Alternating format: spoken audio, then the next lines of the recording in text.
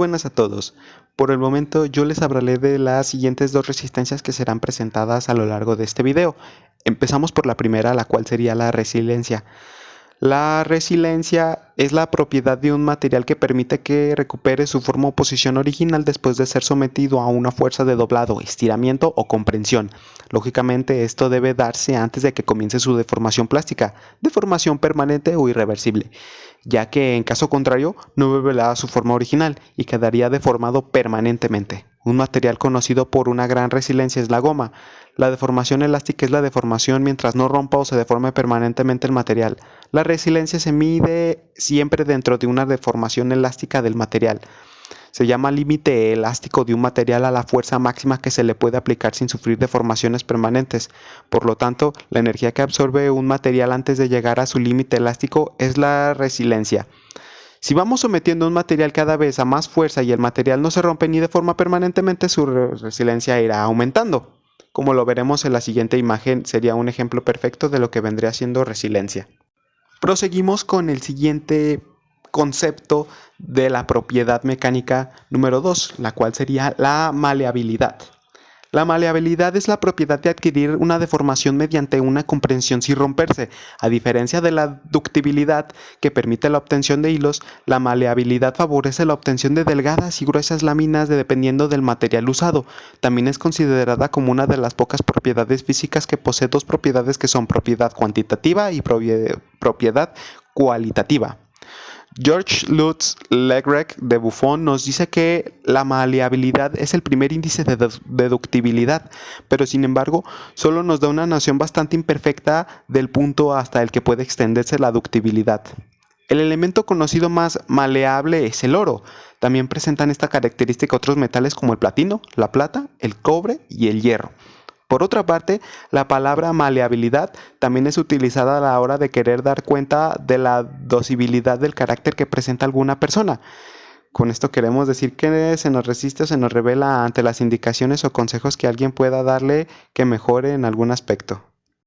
A continuación, en la siguiente imagen podremos ver un claro ejemplo de que el oro puede hacerse una delgada lámina, pareciendo muy al aluminio, que casualmente también es un material maleable, y del cual también tenemos conocimientos que se usan para todos lados.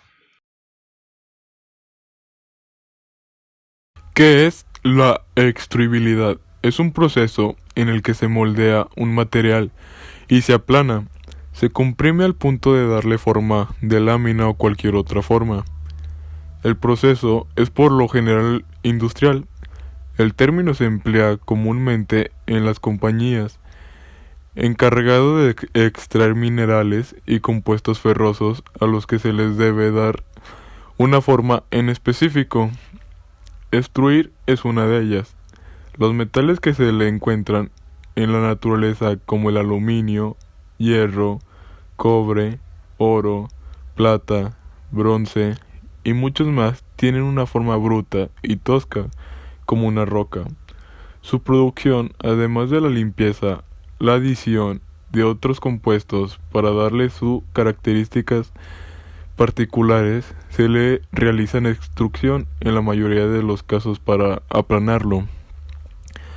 El proceso consiste en hacer pasar el material que se le vaya a extruir por una ranura, la cual tiene la forma solicitada en el caso del metal como el aluminio.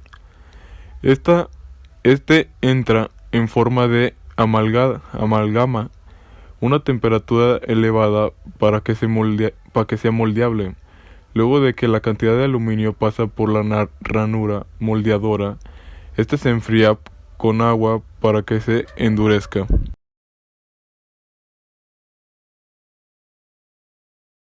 ¿Qué es la ductilidad? La ductilidad es una de las propiedades mecánicas de la materia, que consiste en la capacidad de deformarse plásticamente sin romperse. Es una propiedad común de las aleaciones metálicas o materiales asfálticos. Si el material se somete a la acción de una fuerza sostenida que actúa en extremos opuestos, su forma se modifica formando hilos, pero el material no se rompe. Los materiales que se presentan esta propiedad se conocen como dúctiles y comúnmente se clasifican como contrarios a los frágiles, ya que su ruptura ocurre solo después de soportar grandes deformaciones.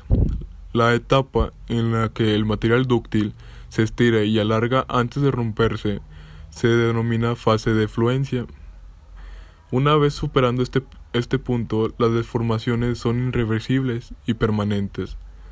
Los materiales dúctiles son muy empleados en la industria de los materiales, ya que de ellos pueden obtener hilos, alambres y otras presentaciones. Además, se trata de materiales resilientes, elásticos, cuyas partículas poseen facilidad para deslizarse unas por encima de otras.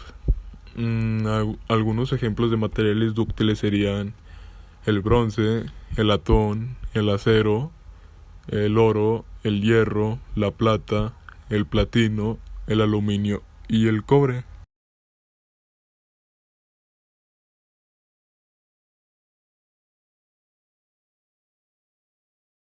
¿Qué es la resistencia al corte? Cuando la herramienta corta una pieza y genera virutas, la pieza está sometida a una enorme deformación plástica. En este momento, alguna de las fuerzas necesarias para esta deformación plástica es dirigida a través de las herramientas. Esta fuerza se conoce como resistencia de corte. La resistencia de corte no solo causa la deformación de la pieza y el del portaherramientas, sino que también es importante para decidir los factores tales como la potencia de corte requerida, el método de fijación de la pieza y el procedimiento de maquinado. ¿Cómo se usa la resistencia al corte? Se utiliza sobre todo en suelos de arena, arcilla y roca, así como en otros materiales graduales y sirven como método de medición de las propiedades mecánicas.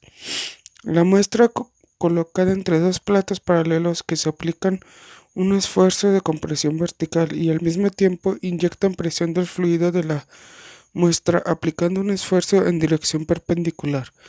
Se aplican cargas ininterrumpidas hasta la falla de la muestra, mientras se monitorean las deflexiones en la misma. Esta prueba es capaz de aportar datos sobre el terreno como los ángulos de resistencia al corte, los de dilatación y la cohesión aparente.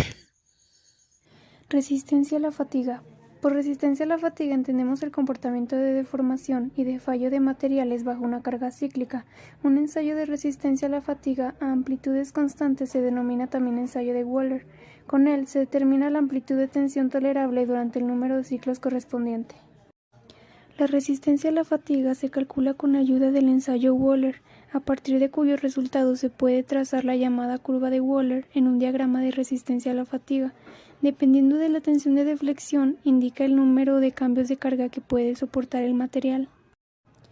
Y pues aquí tenemos una representación del diagrama de resistencia a la fatiga, donde el AK, que está en color verde, indica el rango de resistencia a la fatiga a corto plazo o resistencia a corto plazo por debajo de aproximadamente 10 a la cuarta hasta las 10 a la quinta juego de swing.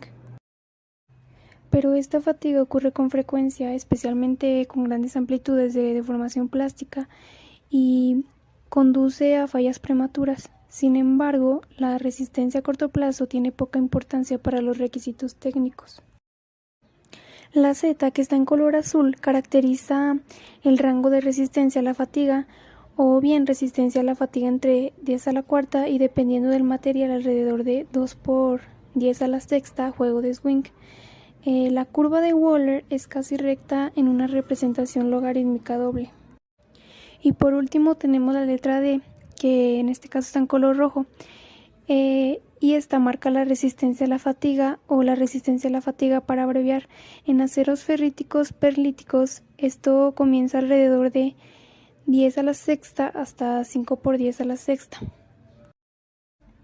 La corrosión constante y las temperaturas muy elevadas a las que está expuesto a un componente hacen que ya no se pueda garantizar la resistencia a la fatiga.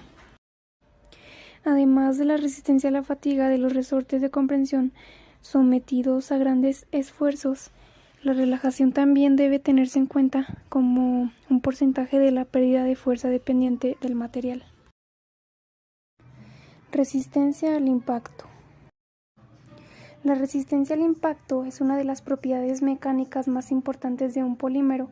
Se define como el aguante de un plástico a la fractura por el choque de una carga.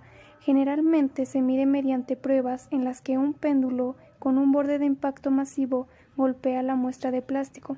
A partir del desplazamiento del péndulo, después de romper la muestra, la fortaleza al impacto se puede calcular como la energía requerida para provocar la ruptura.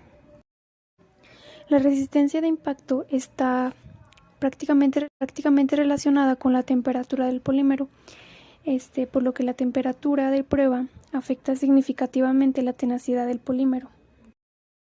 Esta también está relacionada con la velocidad de carga aplicada.